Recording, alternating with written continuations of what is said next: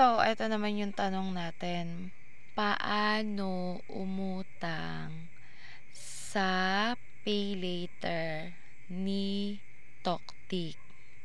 So, syempre, pipili ka lang ng items na uutangin mo. Ano ba naman to?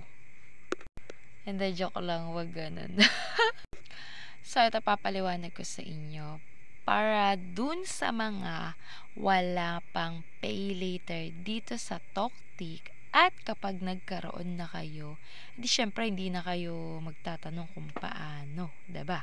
So, ganito lang mga kami. Madali lang. So, ngayon, ito, kunwari, nakapili ako na tong items na to. Ayan, mga ka-idol, 'di ba? Ayan. Tapos ngayon, syempre pipindutin mo yung buy, kaya nga bibili ka eh. Wag add to cart, buy nga eh. Ayan, pipindutin natin ng buy. Pagkatapos nun, syempre pipili ka. Edi gold na lang. Yan. Di gold. So ngayon mga kami, may mga edi syempre nakapunta ka na sa buy. Pindutin mo lang yung dito ka lang sa payment method. Ayan, nakalagay, 'di ba?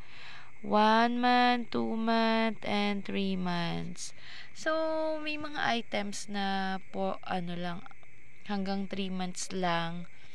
And then, meron naman siyang 6 months, meron naman siyang 9 months, at saka yung 12 months.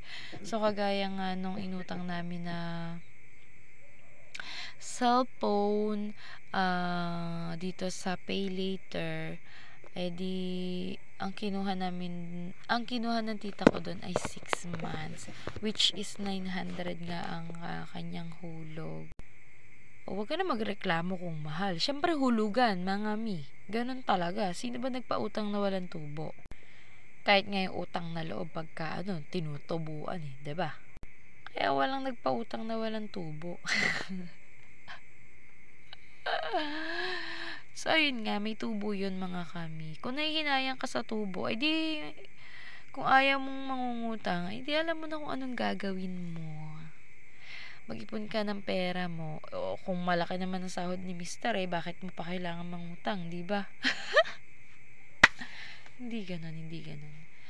So, syempre, kung gusto mong meron kang mga ganito mga jutangers, edi push mo yan, te. Umorder ka na sa yellow basket ko. So, ayun lang. Sana yung nasagot ko kung paano. Basta sinasabi ko sa'yo pagka may offer na sa'yo na pay later si Toktik, ay, i-open mo agad baka mawala pa yan. Huwag mo gaya sa ex mo na hinayaan mo lang basta mawala. Sayang yan.